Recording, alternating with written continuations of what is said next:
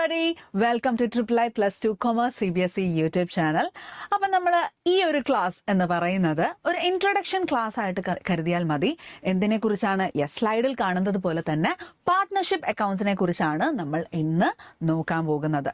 അപ്പൊ എന്താണ് പാർട്ട്ണർഷിപ്പ്, എന്തൊക്കെയാണ് പാർട്ട്ണർഷിപ്പ് അക്കൗണ്ട്സിൽ വരുന്നത് എന്നൊക്കെ മനസ്സിലാക്കുന്നതിന് മുന്നേ നമുക്കറിയാം, നമ്മൾ ഒരുപാട് ഫോംസ് ഓഫ് ബിസിനസ് പഠിച്ചിട്ടുണ്ടായിരുന്നു അല്ലേ? ഏതൊക്കെയായിരുന്നു ഫോംസ് ഓഫ് ബിസിനസ്സിൽ നമ്മൾ പഠിച്ചിട്ടുണ്ടായിരുന്നത്? ഒന്ന് സോൾ പ്രൊപ്രൈറ്റർഷിപ്പ് നമ്മൾ പഠിച്ചിട്ടുണ്ടായിരുന്നു. പിന്നെന്താണ്? കമ്പനീസ് എന്ന് പറയുന്ന ഒരു ഫോം ഓഫ് ബിസിനസ് ഉണ്ടായിരുന്നു. HUF ഉണ്ടായിരുന്നു, കോപ്പറേറ്റീവ് സൊസൈറ്റീസ് ഉണ്ടായിരുന്നു. അതുപോലെ തന്നെ ഒരു ഫോം ഓഫ് ബിസിനസ് ആയിരുന്നു പാർട്ട്ണർഷിപ്പ് ഫേംസ് എന്ന് പറയുന്നത്. അതിലുണ്ടാവുന്ന അക്കൗണ്ട്സ് എങ്ങനെയൊക്കെയാണ്, അക്കൗണ്ടിങ് ട്രീറ്റ്മെന്റ്സ് എങ്ങനെയൊക്കെയാണ്, ഏതൊക്കെ ടൈപ്പ് ഓഫ് അക്കൗണ്ട്സ് ഒക്കെയാണ് പാർട്ട്ണർഷിപ്പ് ഫേമിൽ വരുന്നത് എന്നൊക്കെയാണ് നമ്മൾ ഈ ഒരു ചാപ്റ്ററിൽ പഠിക്കാൻ പോകുന്നത്. അപ്പം എന്താണ് പാർട്ട്ണർഷിപ്പ് എന്താണ് എന്ന് നമുക്ക് നല്ലോണം അറിയാം. എന്തായിരുന്നു partnership? 2 or more than 2 persons join ചെയ്യുന്നു. എന്തിനു വേണ്ടിയിട്ടാണ് ജോയിൻ ചെയ്യുന്നത്? ഒരു ബിസിനസ് കണ്ടക്ട് ചെയ്യാൻ വേണ്ടിയിട്ട്. ആ ബിസിനസിന്റെ പ്രൈമറി മോട്ടീവ് എന്ന് പറയുന്നത് പ്രോഫിറ്റ് മേക്കിംഗ് ആയിരിക്കണം. എന്നാൽ നമുക്ക് ആ ഒരു ഫേമിനെ നമുക്ക് പാർട്ട്ണർഷിപ്പ് ഫേം എന്ന് നമുക്ക് പറയാം. അത് തന്നെയാണ് പാർട്ട്ണർഷിപ്പ് എന്ന് പറയുന്നത്. അപ്പം പാർട്ട്ണർഷിപ്പ് ഡെഫിനിഷൻ ചോദിച്ചാൽ നമുക്ക് ഇങ്ങനെ എഴുതാം. That is partnership is a relation between persons who have agreed to share profit. എന്താണ്? Who have agreed to share profit. ആ ബിസിനസ്സിൽ നിന്ന് ഒരു പ്രോഫിറ്റ് മേക്കിങ്ങിന് വേണ്ടിയിട്ടാണ് അവർ ബിസിനസ് കണ്ടക്ട് ചെയ്യുന്നത്. അപ്പം അവർക്ക് അതിൽ നിന്ന് പ്രോഫിറ്റ് കിട്ടിയാൽ അവര് അഗ്രീഡ് ഏത് റേഷ്യോയിലാണോ അവർ അഗ്രി ചെയ്തിട്ടുള്ളത് ആ ഒരു റേഷ്യോയിൽ കൃത്യമായിട്ട് ആ പ്രോഫിറ്റ് അവർ എന്ത് ചെയ്തിരിക്കും? പ്രോഫിറ്റ് ഷെയർ ചെയ്തിട്ടുണ്ടാവും of a business carried on by all or any of them acting for all. ഇപ്പം 3 പാർട്ട്നേഴ്സ് ഉണ്ട് എന്നുണ്ടെങ്കിൽ ആ 3 പാർട്ട്നേഴ്സിൽ 2 പാർട്ട്നേഴ്സ് ആയിരിക്കും ആക്റ്റീവ്ലി പാർട്ടിസിപ്പേറ്റ് ചെയ്യുന്ന ബിസിനസിന്റെ എവറിഡേ ആക്ടിവിറ്റീസിലൊക്കെ ആക്റ്റീവായിട്ട് പാർട്ടിസിപ്പേറ്റ് ചെയ്യുന്ന 2 പേരായിരിക്കും. മറ്റേ ആള് ജസ്റ്റ് ഒരു പാർട്ട്ണറാണ്, ലൈക്ക് ഒരു ഫിനാൻഷ്യൽ സോഴ്സ്, അതായത് ഇൻവെസ്റ്റ്മെന്റ് മാത്രം ചെയ്തിട്ടുള്ള, ക്യാപിറ്റൽ ഇൻവെസ്റ്റ്മെന്റ് മാത്രം ചെയ്തിട്ടുള്ള ഒരാളായിരിക്കും. ആക്റ്റീവായിട്ടുള്ള ഒരു പാർട്ടിസിപ്പേഷൻ അതിനകത്ത് കാണില്ല. എന്നാലും അദ്ദേഹം ആ ഒരു ഫേമിന്റെ പാർട്ട്ണറായിട്ട് തന്നെ ആയിരിക്കും കൺസിഡർ ചെയ്യുന്നുണ്ടാവുക. ഓക്കെ, അപ്പം ഇതാണ് പാർട്ട്ണർഷിപ്പിന്റെ ഡെഫിനിഷൻ എന്ന് പറയുന്നത്. അപ്പം എന്തൊക്കെയാണ് പാർട്ട്ണർഷിപ്പിന്റെ ക്യാരക്ടറിസ്റ്റിക്സ് എന്ന് ചോദിച്ചാൽ, അഫ്കോഴ്സ് 2 or more persons അതിൽ ഉറപ്പായിട്ടും വരും. പാർട്ട്ണർഷിപ്പ് എന്നാലേ നമുക്ക് അതിനെ പാർട്ട്ണർ എന്ന് വിളിക്കാൻ പറ്റത്തുള്ളൂ. അതുപോലെ തന്നെ അഗ്രിമെന്റ് ഉണ്ടാകും. എത്ര പാർട്ട്നേഴ്സ് ആണോ ആ ഫേമിൽ ഉണ്ടാവുന്നത് ആ പാർട്ട്നേഴ്സ് തമ്മിൽ ഒരു അഗ്രിമെന്റ് കാണും. എന്തിനെ കുറിച്ചൊക്കെ ആയിരിക്കും അഗ്രിമെന്റ് ഉണ്ടാവുക? അവര് എത്ര ഇൻവെസ്റ്റ്മെന്റ്, എത്ര ക്യാപിറ്റൽ ആയിരിക്കും അവിടെ ഇൻവെസ്റ്റ് ചെയ്യുന്നത്, അതുപോലെ തന്നെ പ്രോഫിറ്റ് കിട്ടിയാൽ എങ്ങനെയായിരിക്കും ഇവരുടെ profit sharing ratio, interest rates, അതായത് ഇൻട്രസ്റ്റ് ഓൺ ക്യാപിറ്റൽ എത്രയായിരിക്കും, ഇൻട്രസ്റ്റ് ഓൺ ഡ്രോയിങ്സ് എത്രയായിരിക്കും, ഇതിനെക്കുറിച്ചൊക്കെ അവർ തമ്മിൽ ഒരു മ്യൂച്വൽ അഗ്രിമെന്റ് കാണും. ആ അഗ്രിമെന്റ് വെറുതെ ഇങ്ങനെ പറഞ്ഞായിരിക്കത്തില്ല, ഒരു പാർട്ട്ണർഷിപ്പ് ഡീഡ് അവിടെ ഉണ്ടാക്കും. അത് പ്രകാരമായിരിക്കും ആ പാർട്ട്ണർഷിപ്പ് ഫേം മുന്നോട്ട് കൊണ്ടുപോകുന്നത്. അപ്പൊ അവർ തമ്മിൽ എന്തുണ്ടാവണം? ഒരു അഗ്രിമെന്റ് ഉണ്ടാവണം. ആൻഡ് മൂന്നാമത്തത് existence of business and profit motive. വെറുതെ അല്ലാതെ അവിടെ ഒരു ബിസിനസ് ഉണ്ടാവണം, അതുപോലെ തന്നെ ആ ബിസിനസ്സിന് ഒരു പ്രോഫിറ്റ് ഉണ്ടാക്കണം എന്നുള്ളൊരു മോട്ടീവും ഉണ്ടാവണം. എന്നാലേ അവരെ പാർട്ട്ണർഷിപ്പ് എന്ന് നമുക്ക് പറയാൻ പറ്റത്തുള്ളൂ. പിന്നെന്താണ്? ഷെയറിംഗ് ഓഫ് പ്രോഫിറ്റ് എത്രയാണോ അത് അവർ തമ്മിൽ ഷെയർ ചെയ്തിട്ടുണ്ടാവണം. ഏത് പ്രകാരമായിരിക്കണം? ഈ പറയുന്ന അഗ്രിമെന്റ് പ്രകാരമായിരിക്കണം അവര് പ്രോഫിറ്റ് ഷെയർ ചെയ്യുന്നുണ്ടാവുക. അതുപോലെ തന്നെ അവർ തമ്മിലുള്ള റിലേഷൻഷിപ്പ് എന്ന് പറയുന്നത് ഒരു പ്രിൻസിപ്പൽ ആൻഡ് ഏജന്റ് റിലേഷൻഷിപ്പ് ആണ് എന്ന് നമുക്ക് പറയാം. അതായത് ഇപ്പൊ 2 പാർട്ട്നേഴ്സ് ആണ് എന്നുണ്ടെങ്കിലും ആ 2 പാർട്ട്നേഴ്സും അവരുടെ പ്രിൻസിപ്പൽ ആയിട്ടും അതുപോലെ തന്നെ അവർ തമ്മിലുള്ള ഏജന്റ് ആയിട്ടായിരിക്കും അവരുടെ റിലേഷൻഷിപ്പ് ഉണ്ടാവുക എന്ന് നമുക്ക് പറയാം. അതുപോലെ തന്നെ 6ാമത്തത് business carried on by all or any of them acting for all. ഞാൻ മുന്നേ പറഞ്ഞിട്ടുണ്ടായിരുന്നു, ഇപ്പൊ 3 പാർട്ട്നേഴ്സ് ആണ് അവർ ഉണ്ടാവുക എന്ന് വെച്ചാൽ അതിൽ 2 പാർട്ട്നേഴ്സ് എന്തായിരിക്കും? വളരെ ആക്റ്റീവ് പാർട്ടിസിപ്പേഷൻ ആയിരിക്കും അവിടെ ഉണ്ടാവുക. അതുപോലെ തന്നെ 3ാമത്തെ ഒരാൾ എന്ന് പറയുന്നത് അത്ര ആക്റ്റീവ് ആയിട്ടുള്ളൊരു പാർട്ടിസിപ്പേഷൻ ഇല്ല. അവർക്ക് വേണ്ടിയും കൂടെ ആക്ട് ചെയ്യുന്ന 2 പാർട്ട്നേഴ്സ് ആയിരിക്കും മറ്റ് 2 പാർട്ട്നേഴ്സ് എന്ന് പറയുന്നത്. അപ്പൊ എന്തായിരിക്കും? Business carried on by all ആയിരിക്കാം, അല്ലെങ്കിൽ any of them acting for ഓളും ആയിരിക്കാം. And no separate existence. എന്താ നോ സെപ്പറേറ്റ് എക്സിസ്റ്റൻസ് കൊണ്ട് ഉദ്ദേശിക്കുന്നത്? നമുക്കറിയാം ഫേം ആണെന്നുണ്ടെങ്കിലും അതിന്റെ ഇപ്പൊ സോൾ പ്രൊപ്രൈറ്റർഷിപ്പിന്റെ കേസിലാണെന്നുണ്ടെങ്കിൽ it is separate, legally separate ആണെന്ന് നമ്മൾ പറയുന്നുണ്ടായിരുന്നു അല്ലെ. അതായത് എന്താ അതിനകത്ത് ഉദ്ദേശിക്കുന്ന, ഫേം വേറെ, അതുപോലെ ആ ഫേമിന്റെ ഓണർ വേറെ, സെപ്പറേറ്റ് ആയിട്ടാണ് അവര് കാണുന്നത് എന്ന് നമ്മൾ പഠിച്ചിട്ടുണ്ടായിരുന്നു. അതേപോലെ തന്നെയാണ് ഇവിടെയും പാർട്ട്ണർഷിപ്സ് വേറെ, അതായത് പാർട്ട്ണർഷിപ്പ് ഇപ്പം ഫേം ഉണ്ട് ആൻഡ് ഇവിടെ പാർട്ട്നേഴ്സ് ഉണ്ട്, ഇത് രണ്ടും വേറെ വേറെയാണ്. എന്നാൽ പാർട്ട്നേഴ്സ് ഇപ്പൊ ABC ഉണ്ടെന്നുണ്ടെങ്കിൽ ഇവരെല്ലാവരെയും ഒന്നായിട്ടായിരിക്കും കൺസിഡർ ചെയ്യുന്നത്. ഇതാണ് ഇവിടെ പറയുന്നത്. അതിനകത്ത് നോ സെപ്പറേറ്റ് എക്സിസ്റ്റൻസ് എന്നാണ് പറയുന്നത്. ഓക്കെ, ഇത്രയുമാണ് ഇവരുടെ ക്യാരക്ടറിസ്റ്റിക്സ് ഓഫ് പാർട്ട്ണർഷിപ്പ് എന്ന് പറയുന്നത്. ആൻഡ് നെക്സ്റ്റ് ഇവരുടെ റൈറ്റ്സ് എന്തൊക്കെയാണ് എന്നാണ് നമ്മൾ നോക്കുന്നത്. സിമ്പിൾ ആയിട്ടുള്ള കാര്യങ്ങളാണ്. അപ്പം റൈറ്റ്സ് എന്ന് പറയുമ്പം has the right to share profit. Yes, loss ആണെന്നുണ്ടെങ്കിലും പ്രോഫിറ്റ് ആണെന്നുണ്ടെങ്കിലും ഇവർ തമ്മിൽ അത് ഷെയർ ചെയ്യപ്പെടണം. ഷെയർ ചെയ്യാനുള്ള അവകാശം പാർട്ട്നേഴ്സിനുണ്ട്. And has the right to take part in the conduct of business. Business conduct ചെയ്യാനുള്ള അവകാശം എല്ലാ പാർട്ട്നേഴ്സിനും ഉണ്ട്. Has a right to inspect and have a copy of books of accounts. ആ ബുക്സ് ഓഫ് അക്കൗണ്ട്സിനെ കുറിച്ചുള്ള എല്ലാ ഇൻഫർമേഷൻസ് കിട്ടാനും അതുപോലെ തന്നെ ആ ഷീറ്റ്സിന്റെ ഒക്കെ അല്ലെങ്കിൽ ബുക്സിന്റെ ഒക്കെ ഒരു കോപ്പി അവർക്ക് കിട്ടുക അല്ലെങ്കിൽ ചോദിച്ച് മേടിക്കുക എന്നുള്ളൊരു അവകാശവും ആ പാർട്ട്നേഴ്സിന് ഉറപ്പായിട്ടും ഉണ്ട്. And has a right to disallow the admission of new partner. ഇനി 3 പാർട്ട്നേഴ്സ് ഉണ്ട്, ഇനി 4മതൊരു പാർട്ട്ണർ വേണമോ വേണ്ടയോ, ഇല്ലെങ്കിൽ എനിക്ക് വേണ്ട എന്ന് പറയാനുള്ള അവകാശം, ഡിസ്അലൗ ചെയ്യാനുള്ള അവകാശമുണ്ട്. And is the joint owner of the partnership property. Partnership ഫേമിന്റെ പ്രോപ്പർട്ടീസിന്റെ ഒക്കെ ഒരു ജോയിന്റ് ഓണർ ആയിട്ടാണ് എല്ലാവരെയും കൺസിഡർ ചെയ്യുക. And has the right to retire from the firm after giving a proper notice. എനിക്ക് ഇനി പാർട്ട്ണർഷിപ്പ് വേണ്ട, ഞാൻ ഇതിൽ നിന്ന് റിട്ടയർ ആവുകയാണ് എന്ന് പറയാനുള്ള അവകാശവും റൈറ്റും ആ പാർട്ട്നേഴ്സിന് ഉണ്ട്. അതുകൂടാതെ മറ്റൊരു കാര്യവും കൂടി ഇവിടെ ഡബിൾ കോട്സിൽ പറയുന്നുണ്ട്. അതായത് എന്താ ഇവിടെ പറയുന്നത്, if a partner has given loan to the firm. ഫേമിന് ഇപ്പം ഞാനൊരു കമ്പനിയുടെ പാർട്ട്ണറാണ്, എന്നെ കൂടാതെ 2-3 പേരും കൂടെ പാർട്ട്ണറായിട്ട് ഉണ്ട്. ഓക്കെ അല്ലേ? ഇപ്പം ഫേമിന് ഒരു ആവശ്യമുണ്ട്. നമ്മൾ മുന്നേ പറഞ്ഞിട്ടുണ്ടായിരുന്നു, നോ സെപ്പറേറ്റ് എക്സിസ്റ്റൻസ്. ഫേം വേറെ ആൻഡ് പാർട്ട്നേഴ്സ് വേറെ എന്നാണ് നമ്മൾ കരുതുന്നത് അല്ലേ. അപ്പം ഫേമിന് ഒരു ആവശ്യം വന്നപ്പം ആസ് എ പാർട്ട്ണർ ഞാൻ എന്ത് കൊടുത്തു, ലോണായിട്ട്, കടമായിട്ട് ഫേമിന് ആവശ്യം വന്നപ്പം ഞാൻ പൈസ കൊടുത്തു. അപ്പം ആ പൈസക്ക് എനിക്ക് എന്ത് കിട്ടണം, തിരിച്ച് മാസം മാസം ഇൻട്രസ്റ്റ് കിട്ടണം അല്ലേ. അപ്പൊ ആ ഇൻട്രസ്റ്റ് കിട്ടാനുള്ള അവകാശം എനിക്കുണ്ട്. അതുപോലെ തന്നെ അവിടെ ഒരു പെർസെന്റേജ് നമ്മുടെ ആക്ടിൽ തന്നെ, പാർട്ട്ണർഷിപ്പ് ആക്ടിൽ തന്നെ പറയുന്നുണ്ട്. That is at 6% per annum എനിക്ക് ഇൻട്രസ്റ്റ് ആയിട്ട് കിട്ടാനുള്ള അവകാശമുണ്ട്. അത് തന്നെയല്ലേ ഇവിടെ പറയുന്നത്. If a partner has given loan to a firm he has a right to receive interest at agreed rate. ഒരു പക്ഷെ അഗ്രീഡ് റേറ്റ് ഇല്ല എന്നുണ്ടെങ്കിൽ 6% ആണ് അവര് മേടിക്കുക. ഓക്കെ, ഇത്രയുമാണ് റൈറ്റ്സ് ഓഫ് എ പാർട്ട്ണറിൽ വരുന്നത്. ഇനി ഈ പാർട്ട്ണർഷിപ്പിനെ കുറിച്ച് ലീഗലി എനിക്ക് എന്തെങ്കിലും ഡൗട്ട് വന്നാൽ, ഇല്ലെങ്കിൽ പാർട്ട്നേഴ്സ് തമ്മിൽ എന്തെങ്കിലും ഡിസ്പ്യൂട്ട്സ് ഉണ്ടായാൽ എങ്ങനെയായിരിക്കും ഇത് ഹാൻഡിൽ ചെയ്യുക, ലീഗലി എങ്ങനെയായിരിക്കും ഹാൻഡിൽ ചെയ്യുക? ഇത് പാർട്ട്നേഴ്സിന് വേണ്ടിയിട്ട് അല്ലെങ്കിൽ പാർട്ട്ണർഷിപ്പ് ഫേമിന് വേണ്ടിയിട്ട് എന്തെങ്കിലും, ഇപ്പൊ കമ്പനീസ് ആക്ട് ഉണ്ട്, കമ്പനീസ് ആക്ട് 2013 ഉണ്ട്. അതുപോലെ തന്നെ പാർട്ട്ണർഷിപ്പിനും ഒരു ആക്ട് ഉണ്ട്. അപ്പൊ ആ ആക്ട് എന്താണ് എന്ന് ചോദിച്ചാൽ it is called Indian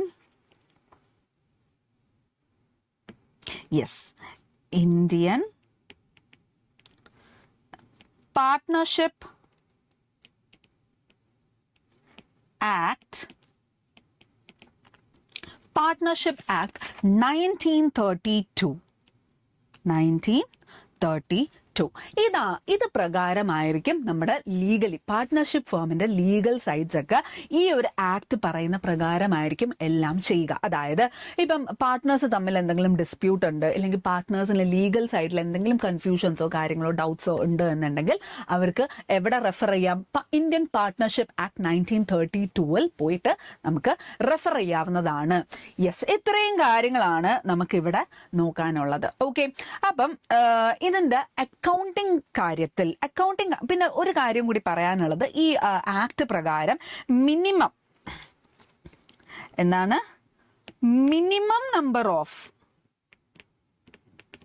minimum number of partners എന്ന് പറയുന്നത് ഓഫ്കോഴ്സ് 2 ആണ് എന്ന് നമുക്കറിയാം. എന്നാൽ മാക്സിമം എന്ന് പറയുന്നത് മാക്സിമം നമ്പർ ഓഫ് പാർട്ട്നേഴ്സ് 50 ആയിരിക്കും എന്നാണ് പറയുന്നത്. ഇതും ഒന്ന് നോട്ട് ചെയ്ത് വെക്കുക. ഇനി നമുക്ക് എന്ത് നോക്കണം? അക്കൗണ്ട്സ്. ഈ ഫേമിന്റെ അക്കൗണ്ടിങ് കാര്യങ്ങൾ എങ്ങനെയൊക്കെ ആയിരിക്കും, എന്തൊക്കെ അക്കൗണ്ട്സ് ആണ് ഇവിടെ ഉള്ളത് എന്ന കാര്യമാണ് നമുക്ക് ഇനി നോക്കാനുള്ളത്. അപ്പം സാധാരണ ഒരു ഫേമിൽ ഇപ്പൊ ഒരു സോൾ പ്രൊപ്രൈറ്റർഷിപ്പിന്റെ കാര്യങ്ങളൊക്കെയാണ് നമ്മൾ മുൻ ചാപ്റ്റേഴ്സിലൊക്കെ നമ്മൾ പഠിച്ചിട്ടുണ്ടായിരുന്നു അല്ലേ, 11th നമ്മൾ പഠിച്ചിട്ടുണ്ടായിരുന്നു. ഒരു സോൾ പ്രൊപ്രൈറ്റർഷിപ്പിന്റെ ഫേമിൽ നിന്നുള്ള രീതിയിലായിരുന്നു നമ്മൾ നോക്കിയിട്ടുണ്ടായിരുന്നത്. ഇനി പാർട്ട്നേഴ്സിന്റെ കാര്യത്തിൽ വരുമ്പം ഫേംസിൽ സാധാരണ നമ്മൾക്ക് പ്രോഫിറ്റ് എത്ര ഉണ്ടായി അല്ലെങ്കിൽ ലോസ് എത്ര ഉണ്ടായി, പ്രോഫിറ്റ് ആണോ ലോസ് ആണോ എന്നൊക്കെ കണ്ടുപിടിക്കാൻ വേണ്ടിയിട്ട് നമ്മൾ ഏത് ലെഡ്ജർ അക്കൗണ്ട് ആയിരുന്നു വരച്ചുകൊണ്ടിരുന്നത്? ഇത് നമുക്കറിയാം, P&L അക്കൗണ്ട് അല്ലെങ്കിൽ പ്രോഫിറ്റ് ആൻഡ് ലോസ് അക്കൗണ്ട് ആയിരുന്നു നമ്മൾ വരച്ചുകൊണ്ടിരുന്നത് അല്ലേ. അപ്പൊ ഈ പ്രോഫിറ്റ് ആൻഡ് ലോസ് അക്കൗണ്ടിൽ എങ്ങനെയായിരുന്നു നമ്മൾ കാണിച്ചുകൊണ്ടിരുന്നത്? ക്രെഡിറ്റ് സൈഡിൽ എന്തൊക്കെയായിരുന്നു നമ്മൾ കാണിച്ചത്? ക്രെഡിറ്റ് സൈഡിൽ നമ്മൾ കാണിച്ചത് ബൈ ഇൻകം എന്നായിരുന്നു നമ്മൾ കാണിച്ചത് അല്ലേ. ഇൻകംസ് എല്ലാം നമ്മൾ ക്രെഡിറ്റ് സൈഡിൽ കാണിക്കും. എന്നാൽ ഡെബിറ്റ് സൈഡിൽ നമ്മൾ എന്തൊക്കെയായിരുന്നു കാണിച്ചു കൊടുക്കുന്നത്? ടു എക്സ്പെൻസസ് ഒക്കെ നമ്മൾ ഡെബിറ്റ് സൈഡിലായിരുന്നു കാണിച്ചുകൊണ്ട് ഇരുന്നത്. അപ്പം ഇതിൽ നമ്മുടെ ബാലൻസ് വരുമ്പോഴത്തേക്ക് ബാലൻസ് നമ്മൾ നെറ്റ്, അതായത് ഡെബിറ്റ് സൈഡിലാണ് ബാലൻസ് വന്നത് എന്നുണ്ടെങ്കിൽ നെറ്റ് പ്രോഫിറ്റ് എന്ന് പറയും. എന്നാൽ ക്രെഡിറ്റ് സൈഡിലാണ് ബാലൻസ് വന്നത് എന്നുണ്ടെങ്കിൽ പ്രോഫിറ്റ് എന്ന് പറയും. എന്നാൽ ക്രെഡിറ്റ് സൈഡിലാണ് എന്നുണ്ടെങ്കിൽ നെറ്റ് ലോസ് എന്നായിരുന്നു നമ്മൾ പറഞ്ഞുകൊണ്ടിരുന്നത്. ഇങ്ങനെയല്ലായിരുന്നു. ഇപ്പം ഇവിടെ ഒരു എത്രയാണ് 30,000 rupees ആണ് പ്രോഫിറ്റ് വന്നത് എന്നുണ്ടെങ്കിൽ ആസ് എ സോൾ പ്രൊപ്രൈറ്റർഷിപ്പ് എന്ന് പറയുമ്പം ആ ഒരു ഫേമിന്റെ ഞാൻ മാത്രമേ ഉള്ളൂ അതിന്റെ ഓണർ എന്ന് നമുക്കറിയാം. അപ്പം ഈ 30,000 ഫോർ എക്സാമ്പിൾ ആണേ പറയുന്നത് 30,000 ആണ് നമ്മുടെ പ്രോഫിറ്റ് എന്നുണ്ടായിരുന്നെങ്കിൽ ഈ 30,000 എനിക്ക് വീട്ടിലെടുത്തോണ്ട് പോകാവുന്നതാണ്. കാരണം I'm the only owner of this firm. എന്നാൽ പാർട്ട്ണർഷിപ്പിന്റെ കേസിൽ വരുമ്പം അങ്ങനെ ആയിരിക്കൂലല്ലോ.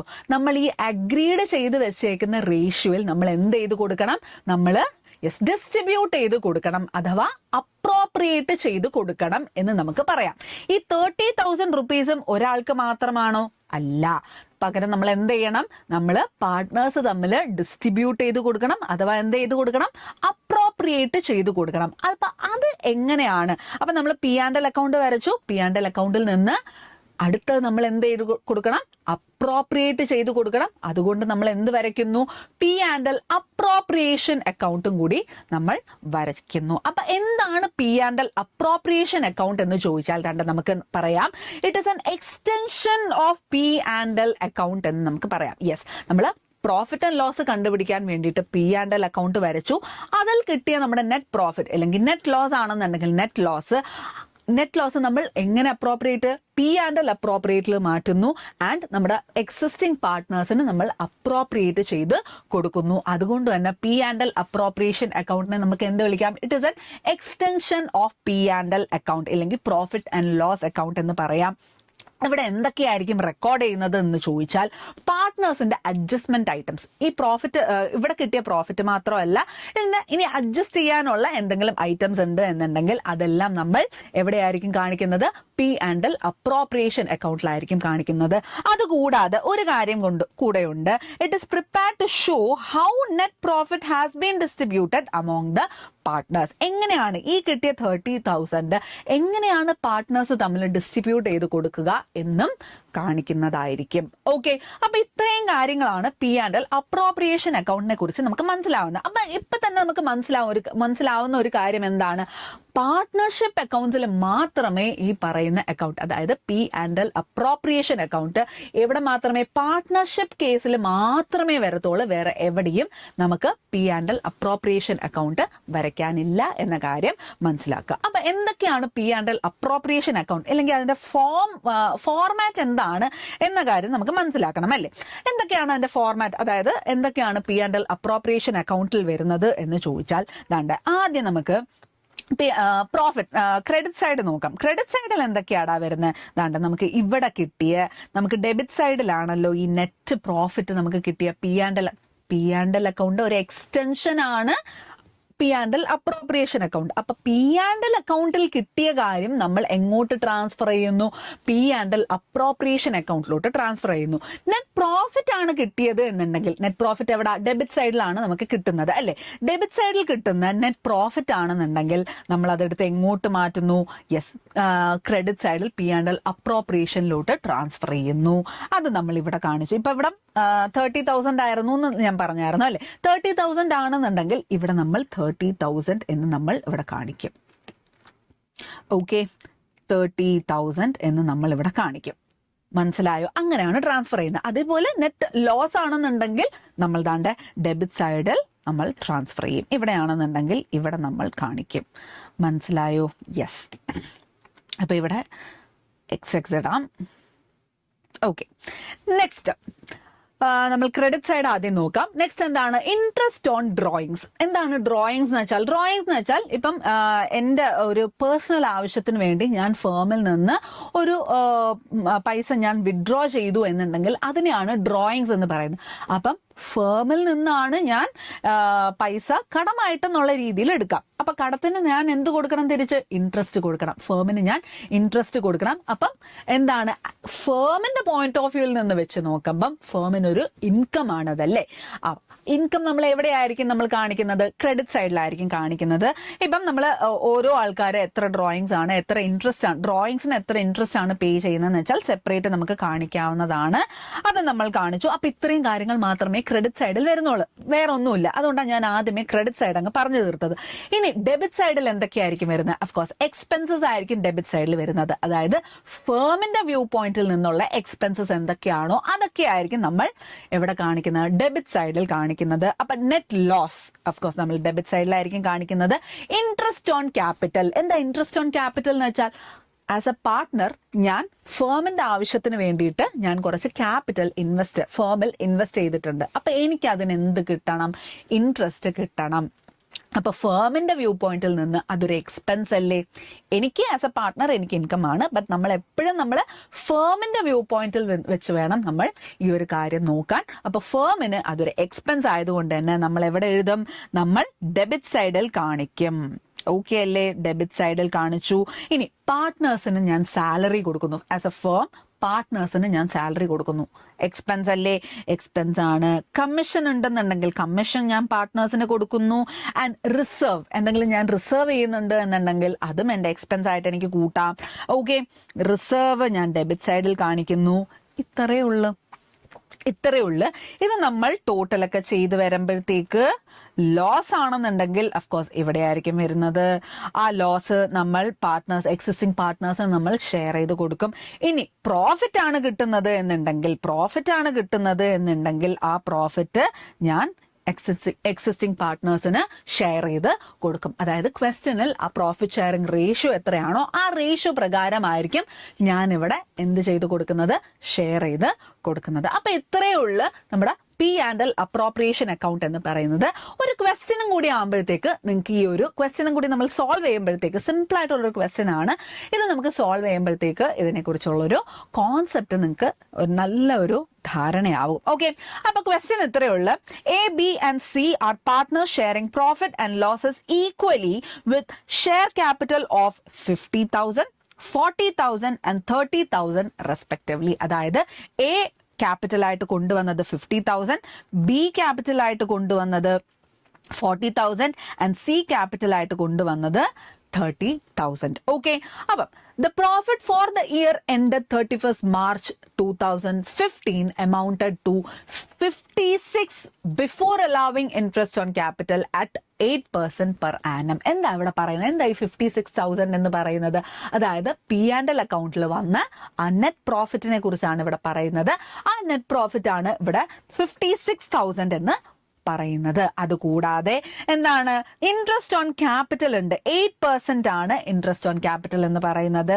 ആൻഡ് സാലറി ടു എ ആണ് 6,000, commission to C 4,000.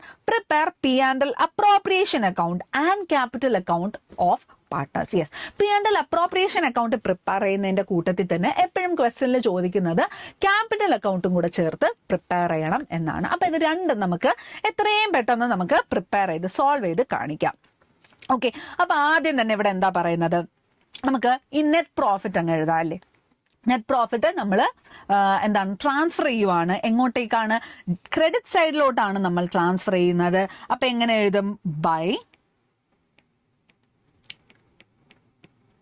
Net profit എത്രയാണ്? 56,000. ഓക്കെ അല്ലേ? ബൈ നെറ്റ് പ്രോഫിറ്റ് 56,000 നമ്മൾ ട്രാൻസ്ഫർ ചെയ്തു. ഇനി എന്താണ്? യെസ്, ക്യാപിറ്റൽ ഉണ്ട്. ക്യാപിറ്റൽ 50,000, 40,000 ആൻഡ് 30,000 ഉണ്ട്.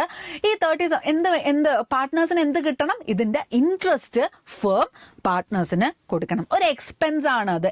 ഫേമിന്റെ ഭാഗത്തിൽ നിന്ന് നോക്കുമ്പം അതൊരു എക്സ്പെൻസ് ആണ്. അപ്പം 8% പെർ ആനം എന്നാണ് ഇവിടെ പറയുന്നത്. അപ്പൊ അതെങ്ങനെയാടാ കാൽക്കുലേറ്റ് ചെയ്യുന്നത്? നമുക്ക് കാൽക്കുലേറ്റ് ചെയ്ത് കാണിക്കാം. Calculation of interest on capital.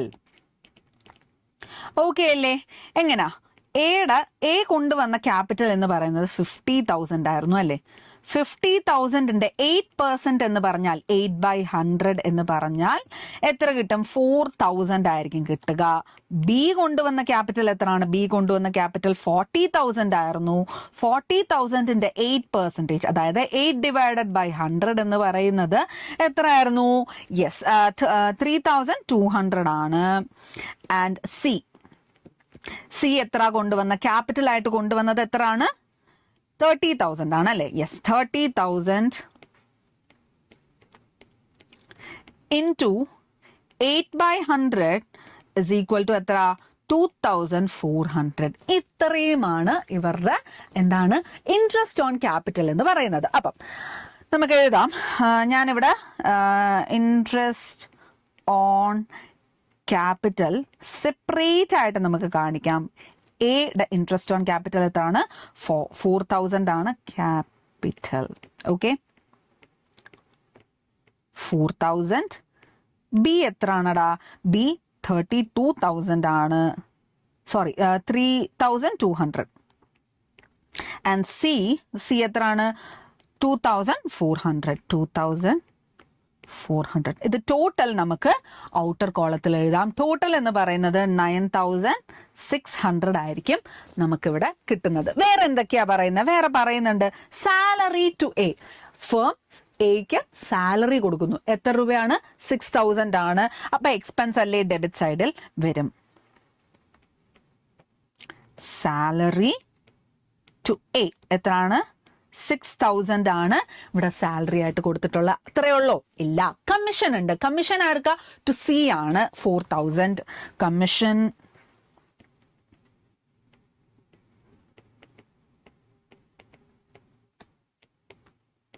Commission to C എത്രയാണ്? 4,000. യെസ്, 4,000. ഇത്രയേ ഉള്ളൂ. ഇൻട്രസ്റ്റ് ഓൺ ഡ്രോയിങ്സിനെ കുറിച്ച് ക്വസ്റ്റ്യനിലൊന്നും പറഞ്ഞിട്ടില്ല.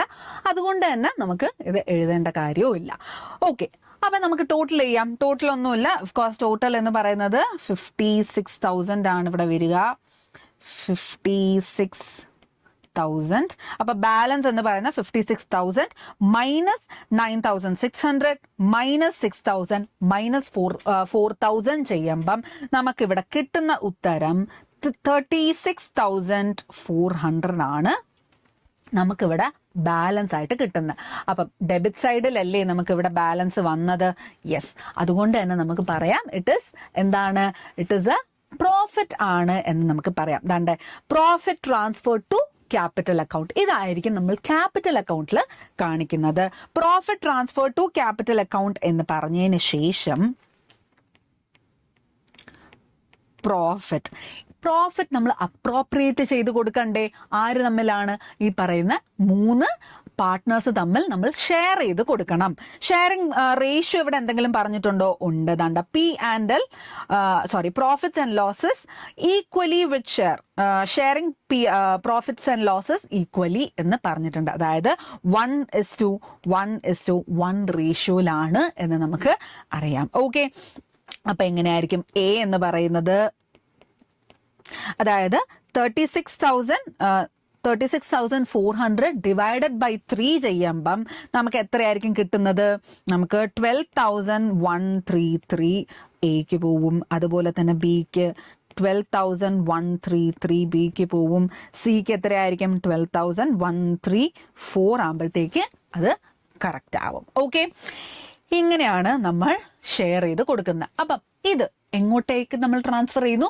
ക്യാപിറ്റൽ അക്കൗണ്ടിലോട്ടാണ് നമ്മൾ ട്രാൻസ്ഫർ ചെയ്യുന്നത്. അപ്പൊ നമുക്ക് ക്യാപിറ്റൽ അക്കൗണ്ടും കൂടി വരയ്ക്കാം. Capital account, partners capital account നമ്മൾ ഇങ്ങനെയായിരിക്കും വരയ്ക്കുന്നത്. ഒരു ലെഡ്ജർ അക്കൗണ്ട് പോലെ തന്നെയാണ്. അപ്പൊ എക്ക് സെപ്പറേറ്റ് കോളം, ബിക്ക് സെപ്പറേറ്റ് കോളം ആൻഡ് സിക്കും സെപ്പറേറ്റ് കോളം. സോ ഇത് ക്രെഡിറ്റ് സൈഡ്, ഇത് ഡെബിറ്റ് സൈഡ്, അതൊക്കെ നിങ്ങൾക്ക് അറിയാമല്ലേ. അപ്പൊ ആദ്യം നമ്മൾ എന്തായിരിക്കും എഴുതുന്നത്? ക്യാപിറ്റൽ, മുന്നേ ഉണ്ടായിരുന്ന ക്യാപിറ്റൽ, അതായത് പാർട്ട്നേഴ്സ് ഇട്ട ക്യാപിറ്റൽ എത്രയായിരുന്നു? 50,000 ഉണ്ടായിരുന്നു. യെസ്, 50,000 ഉണ്ടായിരുന്നു, 40,000 ആൻഡ് 30,000 ആണ് അല്ലെ. അപ്പൊ എ ഇട്ടത് 50,000, ബി 40,000 ആൻഡ് സി 30,000. അപ്പൊ അതെങ്ങനെയായിരിക്കും കാണിക്കുന്ന? ബാലൻസ് ആണ്, മുന്നേ ഇട്ടിരുന്നതായിരുന്നു. അപ്പൊ നമ്മൾ എങ്ങനെ കാണിക്കും? By balance B D, brought down അല്ലെ. അപ്പൊ എത്രയാണ്? 50,000, 40,000 ആൻഡ് 30,000. ഓക്കെ അല്ലേ? അത് സെറ്റ് ആയില്ലേ? ഇനി എന്താണ് നമുക്ക് ഇനി കാണിക്കാനുള്ളത്? ഇൻട്രസ്റ്റ് ഓൺ ക്യാപിറ്റൽ നമ്മൾ മാറ്റണം. ഇൻട്രസ്റ്റ് ഓൺ ക്യാപിറ്റൽ ഏതൊക്കെയായിരുന്നു? ബൈ